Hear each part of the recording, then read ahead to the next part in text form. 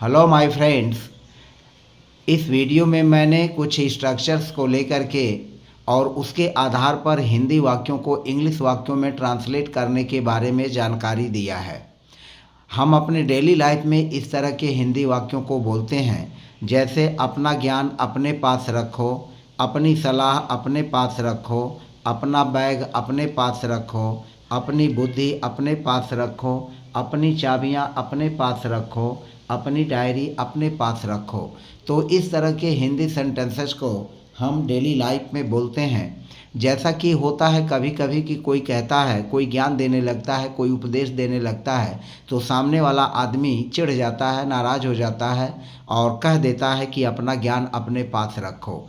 और कभी कभी ये होता है कि कुछ चीज़ें ऐसी होती हैं कि जब हम कहीं चलने लगते हैं या कहीं ठहरने लगते हैं तो हम सलाह देते हैं या कुछ ऐसी बात कहते हैं कि अपनी चाबी अपने पास रखो, यानी अब तुम्हारी ये चाबियाँ तुम्हारी हैं और इन चाबियों को अपने पास ही रखो। तो इसमें कोई झुंझलाहट की भाव नहीं रहती है, लेकिन अगर कोई कहता है अपना ज्ञान अपने पास रखो तो जाहिर है कि ऐसे वाक्यों से सामने वाला झुंझलाहट में ही बोल रहा है। तो इस तरह के वाक्यों को हम हिंदी से इंग्लिश में कैसे ट्रांसलेट करेंगे, इसके बारे में हम पहले स्ट्रक्चर को देखते हैं। तो इसका स्ट्रक्चर है, स्ट्रक्चर में सबसे पहले लिखेंगे कि पेया और फिर ऑब्जेक्ट और फिर टू और फिर हो जाएगा या सेल्फ।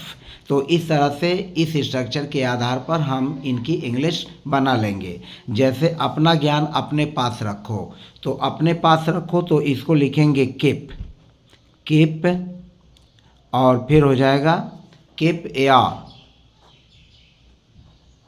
कीप या नॉलेज, कीप योर नॉलेज और फिर तब आगे लिखेंगे to yourself, keep your knowledge to yourself. अपना ज्ञान अपने पास रखो तो कीप योर हो गया और फिर यह नॉलेज हमारा जो है ऑब्जेक्ट है, तो यह ऑब्जेक्ट हो गया keep your knowledge to yourself. दूसरा वाक्य है अपनी सलाह अपने पास रखो, तो इसको लिखेंगे keep your advice,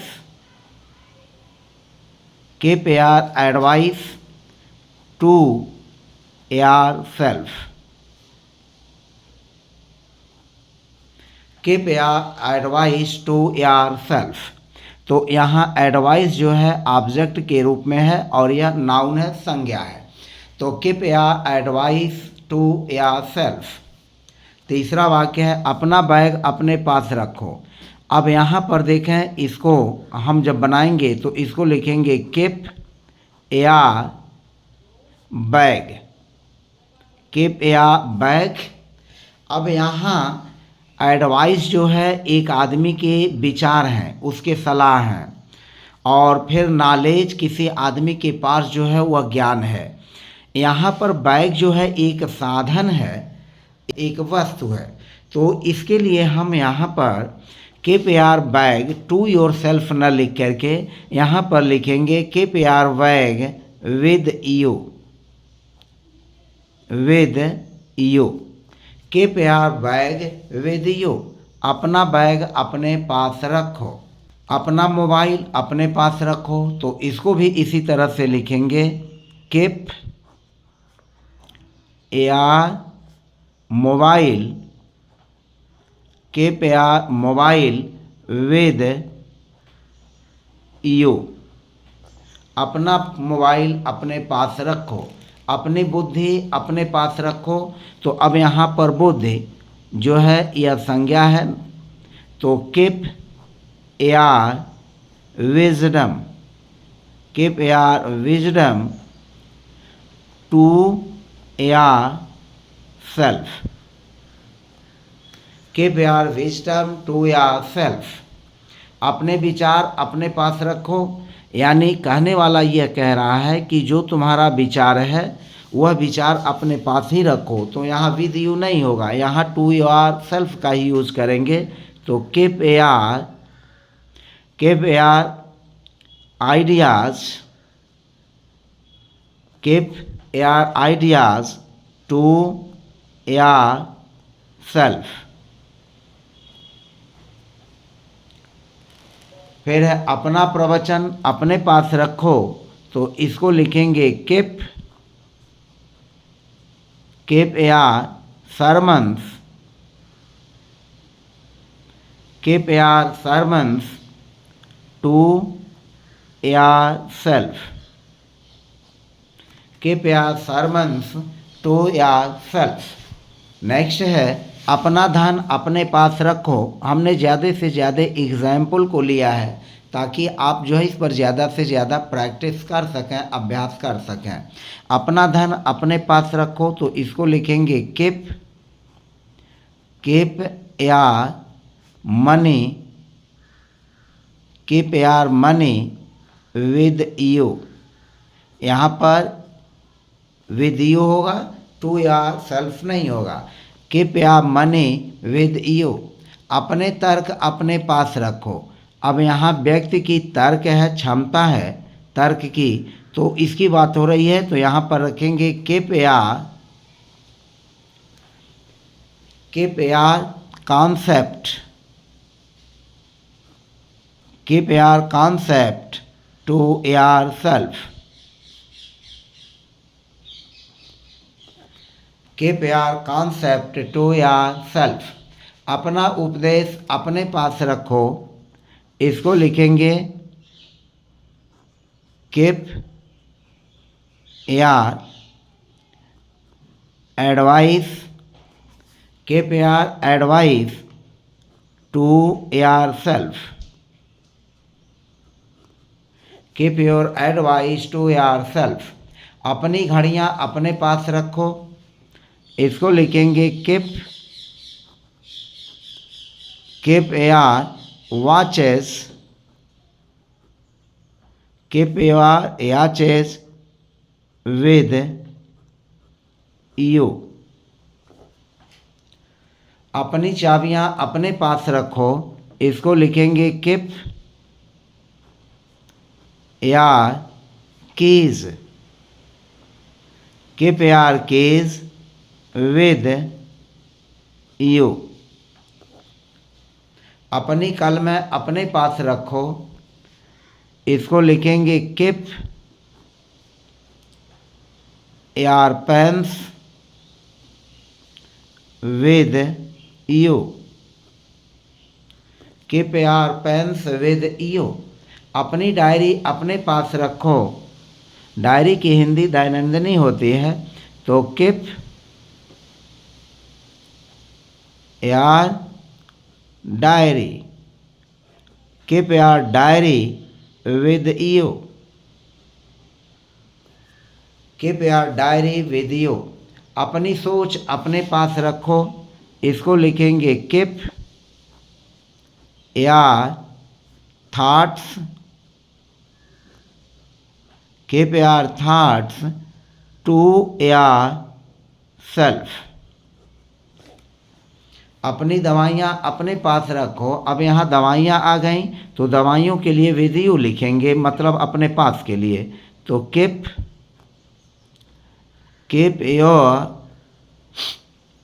your medicines with you, keep your medicines with you. अपने अनुभव अपने पास रखो, तो keep your experience, keep your experience to yourself, to yourself, keep your experience to yourself. अब यहाँ पर हमने एक दूसरा स्ट्रक्चर लिया है, और दूसरे स्ट्रक्चर में दिस दैट दिस दोज का प्रयोग करेंगे, उसके बाद नाउन का यूज होगा, उसके बाद हेड वर्ब का यूज होगा, यानी मेन वर्ब का प्रयोग कर लेंगे, फिर नो का यूज करेंगे, उसके बाद जो नाउन आया हुआ है उसी नाउन को अगेन यहाँ पर रखेंगे, यानी यहाँ जो नाउन रखेंगे वही यहाँ भी नाउन रखेंगे, और फिर बाद में हम लिख लेंगे एट ऑल। तो इस तरह से दिस दैट का यूज या दीज दोज का यूज करेंगे, उसके बाद नाउन रहेगा, फिर हेड वर्ब यानी मेन वर्ब रहेगा, फिर नो रहेगा, और नो के बाद नाउन, जो नाउन आया है वही नाउन यहाँ भी रहेगा, दोनों नाउन एक ही जगह रहेंगे, भी दो जो भी नाउन्स होंगे वह दो जगह वही लिखे जाएंगे और फिर एट आल का यूज कर लेंगे। तो इस तरह की स्ट्रक्चर पर जो हिंदी सेंटेंसेज हैं कुछ इस तरह के हैं। यह ज़िंदगी भी कोई ज़िंदगी है, यह शहर भी कोई शहर है, वह गांव भी कोई गांव है, ये गलियां भी कोई गलियां हैं, और इसी तरह से ये दोस्त भी कोई दोस्त हैं। तो इस तरह के हिंदी सेंटेंसेज को हम इस स्ट्रक्चर के आधार पर कैसे बनाएंगे यहाँ पर देखते हैं। यह ज़िंदगी भी कोई ज़िंदगी है, तो यह ज़िंदगी को लिखेंगे दिस लाइफ, यह हो जाएगा दिस लाइफ, दिस लाइफ। और दिस लाइफ के बाद चूंकि यह सिंगुलर है तो यहाँ पर हो जाएगा हेड वर्ब के रूप में इज, दिस लाइफ इज, और फिर नो का यूज कर लेंगे, this life is no, this life is no, और फिर लाइफ अगेन यहाँ पर इस नाउन का यूज कर लेंगे। यानी यहाँ नाउन है लाइफ और यहाँ भी वही लाइफ जो है नाउन के रूप में आ जाएगा। तो this life is no life, और फिर आगे हम यूज कर लेंगे at all, this life is no life at all, यह ज़िंदगी भी कोई ज़िंदगी है। हम यह की जगह ये ज़िंदगी अगर लिखेंगे तो वो गलत होगा। यह शहर भी कोई शहर है तो लिखेंगे दिस सिटी, दिस सिटी, यहाँ पर सिटी नाउन है तो दिस सिटी इज़, और फिर लिख लेंगे नो, और फिर सिटी आ जाएगा हमारा नाउन। तो this city is no city at all, this city is no city at all. वह गांव भी कोई गांव है, तो अब यहाँ पर हुआ वह गांव, तो वह गांव के लिए लिखेंगे that, that village, that village, that village. और चूंकि यह दैट विलेज सिंगुलर है सब्जेक्ट के रूप में तो यहाँ पर वर्ब हमारा सिंगुलर इज होगा, दैट विलेज इज नो, और फिर यहाँ पर विलेज आ जाएगा, village, this that village is no village at all. फिर चौथा वाक्य है वह घड़ी भी कोई घड़ी है, तो यहाँ पर लिखेंगे दैट वॉच, दैट वॉच, वह घड़ी। अब चूंकि वॉच सिंगुलर है तो यहाँ पर हो जाएगा is, that watch is, that watch is no, और फिर यहाँ पर वॉच लिखेंगे, that watch is no watch at all, that watch is no watch at all. अब यहाँ पर देखें ये गलियाँ भी कोई गलियाँ हैं, अब यहाँ गलियाँ प्लूरल हैं यानी बहुवचन है, तो ए के लिए लिखेंगे दीज, दीज, और गलियों के लिए हो जाएगा स्ट्रीट्स, दीज स्ट्रीट्स। अब चूंकि यह प्लूरल सब्जेक्ट है तो यहाँ पर हो जाएगा आर, हेड वर्ड के रूप में आर हो जाएगा, तो दीज स्ट्रीट्स आर, और फिर नो होगा, और नो के बाद अगेन वही नाउन आ जाएगा streets, these streets are no streets at all, at all. ये घर भी कोई घर हैं, अब यहाँ देखें यहाँ पर है हैं, और हैं होने की वजह से यह जो है ये घर प्लूरल है, these houses are no houses at all, these houses are no houses at all. ये दोस्त भी कोई दोस्त हैं, तो यहाँ पर लिखेंगे these, these friends, these friends, और चूंकि यह प्लूरल है तो यह हो जाएगा are, these friends are no friends, no friends, these friends are no friends at all, these friends are no friends at all. वे किताबें भी कोई किताबें हैं, तो इसको लिखेंगे those books, those books are no books, those books are no books at all, those books are no books at all.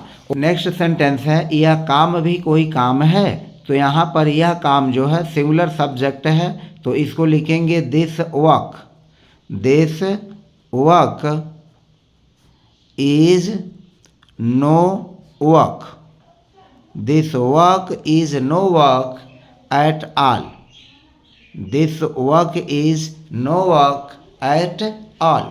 ये काम भी कोई काम है। अब यहाँ पर देखें यह है और हैं से ये काम प्लूरल हुआ, तो इसको लिखेंगे these works are no works, these works are no works at all। फिर नेक्स्ट है वह नौकरी भी कोई नौकरी था। अब यहाँ पर था आया हुआ है, that job was no job at all. फिर है वे सड़कें भी कोई सड़कें थीं, तो यहाँ पर लिखेंगे those roads were no roads, those roads were no roads at all, those roads were no roads at all। अब हम अगले स्ट्रक्चर की चर्चा करते हैं।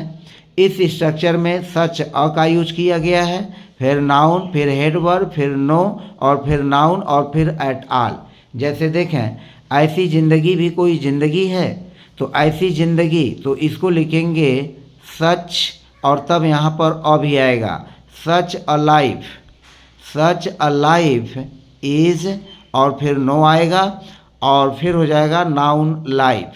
सच a life is no life at all, such a life is no life at all. ऐसे गांव भी कोई गांव हैं। अब यहाँ है तो जाहिर है कि ऐसे गांव यह बहुवचन है, प्लूरल है, तो यहाँ पर लिखेंगे such villages are no villages, such villages are no villages at all. फिर अगला है ऐसा शहर भी कोई शहर है, तो अब यह चूँकि सिंगुलर है तो यहाँ पर लिखेंगे such a city is no city at all, such a city is no city at all. ऐसे तालाब भी कोई तालाब हैं। अब यह जो है बहुवचन है, प्लूरल है, तो इसको लिखेंगे सच और ponds, such ponds are no ponds, such ponds are no ponds at all, such ponds are no ponds at all. तो इस तरह से इस वीडियो में हमने 3 स्ट्रक्चर्स के माध्यम से आपको डेली लाइफ में बोले जाने वाले कुछ हिंदी सेंटेंसेस को इंग्लिश सेंटेंसेस में कैसे ट्रांसलेट करेंगे इसके बारे में मैंने चर्चा किया। मुझे पूरा उम्मीद है कि आपके लिए वीडियो हेल्पफुल रहेगी और है। तो मिलते हैं नेक्स्ट वीडियो में। और यदि आप मेरे चैनल पर नए हैं, पहली बार मेरे चैनल को विजिट किया है, तो चैनल को सब्सक्राइब करना न भूलें और प्रेस बेल आइकन कर दें ताकि मेरे वीडियोस के नोटिफिकेशंस आपको मिलते रहें। मिलते हैं नेक्स्ट वीडियो में। So take care of you. Good bye.